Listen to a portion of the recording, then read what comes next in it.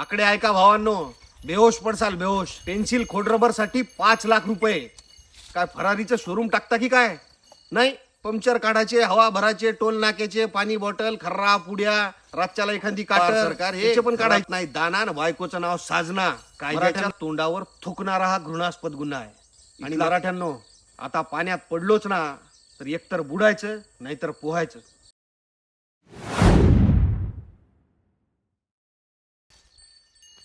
जय शिवराय भावांनो. हा व्हिडिओ बनवताना अत्यंत वेदना होत आहे की हे सर्व काय चालू आहे. सुषमाताई अंधारेंनी काल एक खुलासा केला पत्रकार परिषद घेऊन, आणि एवढ्या भयंकर प्रकरणावर कोणीच बोलायला तयार नाही. ना मीडिया, ना विश्लेषक, ना ही माहिती सर्वसामान्यपर्यंत पोहोचू देत आहे. आणि तरी सुद्धा मला हा निरोप तुमच्यापर्यंत पोहोचू वाटला म्हणून बोलतोय. हा व्हिडिओ यूट्यूब अजिबात रेकमेंड करणार नाही, म्हणून तुम्हीच सर्वांपर्यंत पोहोचवा ही नम्र विनंती. पूर्ण पहा. मराठा समाज ज्यानं आपल्या हाडाचा चुरा करून शेतात रक्त गाळून मुलाच्या भविष्यासाठी प्राणपणाला लावले, ज्यानं आपल्या अश्रूंनी, आपल्या हृदयाच्या ठोक्यांनी आणि आपल्या आत्म्याच्या हुंकाराने हा लढा लढला, त्यांनी आपलं स्वप्न, आपला विश्वास या फडणवीस, शिंदे आणि पवार सरकारच्या त्या जस्टिस शुक्रेच्या आयोगावर लावला. हाच शुक्रे वाशी येथे सरकारतर्फे सगळे सोयरेचा अध्यादेश घेऊन आलता आणि लगेच त्यांना या आयोगाचं अध्यक्ष बनवलं फडणवीसांनी. ते म्हणतात ना, लांडग्याच्या पोटी कव्हा शेळी जन्माला येत नाही, आणि तशीच गत आहे. तरी आपण विश्वास ठेवला.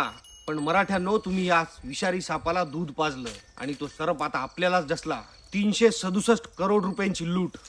हा मराठ्यांचा अपमान आहे, मराठ्यांच्या विश्वासाचा खून आहे. पण हा आयोग हा तर मराठा समाजाच्या आत्म्याचा खून करणारा आहे. त्याच्या हृदयावर खंजीर खुपसणारा विकृत राक्षसांचा अड्डा आहे. आणि या सगळ्या घृणास्पद विश्वासघाताचा पडदा फाडला सुषमाताई अंधारे यांनी. ऐका, मराठा समाजाच्या अश्रूंनी आणि रक्तरंजित संतापाने भिजलेली ही रणकथा. हा राक्षसी अन्याय आता सहन होणार नाही. या हरामखोर सरकारला आता हिसाब द्यावा लागेल. मराठा समाजाने आपली स्वप्न, आपल्या मुलांचं भविष्य, आपल्या माता भगिनींच्या अश्रूची किंमत या लुटारू सरकारच्या आयोगावर लावली होती. बिचारा मराठा समाज, ज्याच्या मनात मनोजदादांनी आशेची ज्योत पेटवली होती, विश्वास ठेवून बसला होता की आता न्याय मिळेल, गरिबांच्या साखळ्या तुटतील. पण काय झालं? 367 कोटी 12,59,000 रुपये. हा पैसा समाजाच्या उद्धारासाठी नाही, तर हा हरामखोर सरकारच्या कागदोपत्री भ्रष्टाचाराच्या काळ्या गटारात गिळंकृत झाला. हा विश्वासघात नाही, तर हा मराठा समाजाच्या आत्म्यावर थुंकणारा गुन्हा आहे. तुम्ही मराठा समाजांच्या पवित्र भावनांना चिखलात लोळवलं. तुम्ही मनोजदादांना फसवलं म्हणजे मराठ्यांना फसवलं. अंधेरी नगरी बेबंद राजा, टेकेशेर भाजी आणि टेकेशेर खाजा. सुषमाताई अंधारे यांनी घोटाळा समोर आणला आणि मराठा समाजाच्या आमच्या हृदयात रक्ताची लाट उसळली. बघा मित्रांनो, बघा कसा खतरनाक घोटाळा आहे. पुण्यामध्ये 5,000 स्क्वेअर फूटची जागा भाड्याने घेण्यासाठी 3,75,00,000 रुपये. 1 महिन्याचं भाडं 1.25 कोटी रुपये. अरे हरामखोरांनो, काम करण्याची नियत ठेवा. मी फुकटात दिलं असतं मा घर. साले हरामखोर, एवढ्या पैशात सदाशिव पेठेत मगरपट्टा, कुठं पण VIP क्रीम स्पॉटवर जागे सकट बंगले झाले असते. आकडे ऐका भावांनो, बेहोश पडसाल बेहोश. पेन्सिल खोडरबर साठी 5 लाख रुपये. 2 वाहनं घेण्यासाठी 70 लाख रुपये. म्हणजेच वाहन विकत घेणार 3 महिन्यासाठी आणि त्याचं भाडं 70 लाख. बरं, वाहन घेतलं, आता त्याच आयोगाच्या दौऱ्यासाठी वेगळे 80 लाख रुपये. आयोगाच्या अध्यक्षासाठी 2 इनोवा 70 लाख रुपये. पुन्हा प्रवास खर्च वेगळा, त्याला 45 लाख रुपये. म्हणजे लावा हिशोब, याला हिंडायसाठी किती? गाडी भाड्यानं घेण्यासाठी 70 लाख, आयोगाच्या दौऱ्याला 80 लाख, 2 इनोव्हा 50 लाख आणि प्रवास भाडं 45 लाख. किती झालं बे? काय फरारीचं शोरूम टाकता की काय? आणि अचानक होणारा खर्च 10 लाख रुपये म्हणे महिन्याचा. अचानक होणारा खर्च एवढा? बर, नाही, पंक्चर काढायचे, हवा भरायचे, टोल नाक्याचे, पाणी बॉटल, खर्रा पुड्या, रातच्याला एखादी काटर, त्याचे पण काढायचे होते ना 2-4 कोटी रुपये. बघा भावांनो, पुढे 11 कम्प्युटर विकत आणि 15 भाड्याने घ्यायचे. त्याचे पैसे किती? 10 लाख रुपये.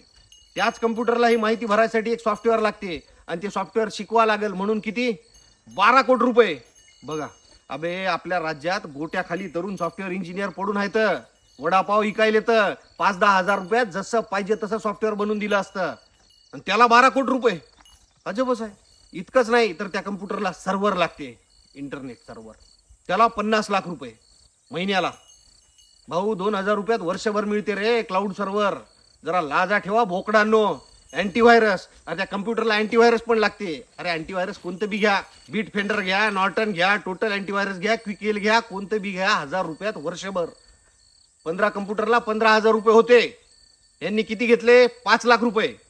राज्यातल्या 36 जिल्ह्यातील 36 कलेक्टरला प्रत्येकी 1,25,00,000 रुपये प्रति महिना मानधन फक्त. उपजिल्हाधिकाऱ्याला 1,00,000 रुपये महिना, तहसीलदाराला 80,000 रुपये महिना, नगरपंचायत नगरपालिका ह्या सीओना 80,000 रुपये प्रति महिना. असे किती? 360 लोक आहेत, म्हणजे 28 कोटी रुपये. 16,000 जिल्हा परिषद शिक्षक, 30,000 रुपये प्रति महिना मानधन. पार आशा वर्कर पर्यंत सगळ्यांना मानधन दिलं कागदावर. आणि हे सगळे शासकीय कर्मचारी आहेत बरं, तरी यायला एवढायला मानधन. काहून पगारी बंद केल्यात का? की तुमचे कर्मचारी तुमचं ऐकत नाही? हा फक्त भ्रष्टाचार आहे, स्कॅम आहे.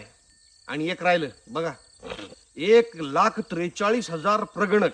प्रगणक म्हणजे प्रत्यक्ष सर्वे करणारे पोट्टे, त्यांना वेगळे. 1,43,000 लोक सर्वे करणारे आणि त्यांना 20,000 रुपये महिना.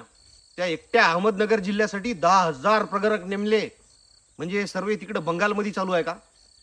इकडं तर एक पण झाटू दिसला नाही. घरीच गावातच राहतो आम्ही मराठी सगळे. गावात एक पण अधिकारी कर्मचारी आला तरी फटाफट फोन येतात. आणि आमच्या गावात तालुक्यात तर वर्षभरात कोणी आलं नाही. तुमच्या तालुक्यात आलं का भावांनो? सांगा. मागं नुसते व्हॉट्सअपवर मेसेज फिरले होते मागे की सर्वेवाले येणार म्हणून. मी वाट पाहू पाहू थकलो. माणसं पण नाही, रेकॉर्ड पण नाही, काहीच नाही. आंधळ दळतंय, कुत्रं पीठ खातंय, असंच झालं नेमकं. अबे चोट्ट्यानो, साधा हिशोब आहे. प्रत्येक विधानसभा मतदारसंघात जर फक्त 200 जर पोट्टे जरी लावले ना, 2,000 रुपये रोजानं, तर हप्त्याभरात हा सर्वे पूर्ण झाला असता. म्हणजे 60,000 पोरांनी काम केलं असतं, त्यांना 4 पैसे मिळाले असते. फक्त 70-80 कोटी रुपयात पुरा सर्वे झाला असता. आणि किती बी मोकळ्या हाताने खर्च केला असता तरी 100 कोटी फक्त. पण नाही, या दलिंदर तोंडाच्या सरकारची मानसिकता मराठ्यांच्या विरोधातली आहे. हे लबाड आहे. यांचा गुरु मोदी ते बी लबाड आहे. फडणवीस लबाड आहे, शिंदे लबाड आहे. छत्रपती शिवाजी महाराजांची खोटी शपथ खाणारे. मुलींची फीज माफ करू म्हणाले होते, त्याचा GR पण काढला होता. आणि तरीही कॉलेजवाले मुलींना त्यांच्या पालकांना फी भरण्यासाठी तगादा लावतायत. किती लबाडी. अरे मुंबई मोर्चाच्या वेळेला वाशीला पोकळ खोटं आश्वासन देणारे लबाड लांडगे आहे. शेतकऱ्यांना कर्जमाफी करू म्हणून घसा फाडू फाडू कोरा कोरा कोरा कोरा म्हणणारा हे फडणवीस लबाड मुख्यमंत्री आहे. साले शिंदे, फडणवीस, पवार सरकार हे घरात नाही दाना ना बायकोचं नाव साजना. मराठ्यांना कर्जमाफी, फी माफीचं ढोल वाजवलं, पण 367 कोटी रुपयांची लूट केली. मराठ्यांच्या आंदोलनाचा फायदा स्वतःच्या राजकीय स्वार्थासाठी जातीय तेढ तयार करून ओबीसीचे नेते मराठ्यांवर सोडून या महाराष्ट्राच्या एकतेचा भंग करणारे, जातीय द्वेष घडून आणणारे. नाचता येईना अंगण वाकडं. मराठ्यांना न्याय देऊ शकले नाही म्हणून ओबीसी विरुद्ध भडकवता, जाती जाती तेढ पसरवता. फक्त स्वतःच्या जातीचा विचार करणारा कोरटकर, सोलापूरकरचा सोयरा माणूस नाही, गध्याच्या पोटचा आहे. डोळे उघडा, उघडा डोळे मराठ्यांनो. या राज्यात तुमची कशी खोलून मारतायत हे ठेंगड सरकार. काय चाललंय? जागा व्हा जरा. आणि बाकीच्यांनी सुद्धा जास्त उडायचं काम नाही बरं. बहुसंख्येनं असलेली जात आज जरी मला जात्यात वाटत असेल ना तुम्हाला, तरी लक्षात घ्या तुम्ही सुपात आहात. आणि एवढंच, ही लोक कोणाचीच नाहीत. त्यांचे खायचे दात वेगळे आणि दाखवायचे दात वेगळे आहे. सत्य काय आहे ते पहा ना. अरे एकही प्रगणक प्रत्यक्ष काम करताना अख्ख्या महाराष्ट्रात कुठंच दिसला नाही. बरं एवढी टीम करून सुद्धा, पैसे खाऊन सुद्धा त्या गोखले इन्स्टिट्यूटला 11,90,00,000चा करार दिला. म्हणजे काम दिलं सर्वेचं. मग पहिलेच गोखले इन्स्टिट्यूटला काम चालू होतं, त्यांच्याकडे टीम होती, तर मग पुन्हा कशाला हे शिक्रे नावाचा घोडा कशाला आणला? मग हे जिल्हाधिकारी, तहसीलदार आणि प्रगणक कोणत्या राक्षसी लुटीसाठी होते? हा आहे मराठा समाजाचा, आमच्या घामाचा अपमान. हा आहे आमच्या स्वप्नांचा चुराडा. का? या सरकारला, या लुटाऱ्यांना लाथा नाही माराव, कारण हे साले मराठा समाजाच्या रक्तावर डाग लावतात. ते एक राहिलंच, आशा राणी पाटील. त्या महिला अधिकाऱ्याची 11.5 वर्ष प्रतिनियुक्ती केली. प्रतिनियुक्तीचा कालावधी 10 वर्षाचा असतो म्हणते. ज्या मंत्र्याच्या पत्रावर अशी नियुक्ती होते त्या जागी गिरीश महाजन यांची सही आहे. कायद्याच्या तोंडावर थुकणारा हा घृणास्पद गुन्हा आहे. इथला कायदा, कायद्याचे पुस्तक, संविधान सगळं पुंगळी करून खिशात ठेवलेत या राजकारण्यांनी. गिरीश महाजन, तुझ्या नोटिंगवर ही नियुक्ती झाली, पण का रे लुटारू? उच्च न्यायालयात बाजू मांडण्यासाठी तज्ज्ञ हवेत म्हणला, असं ढोंग रचलं. पण मग ऍडव्होकेट मिलिंद साठे यांना 1.5 लाख रुपये मानधनानं का नेमलं? साले, हा आहे तुमचा राक्षसी खेळ.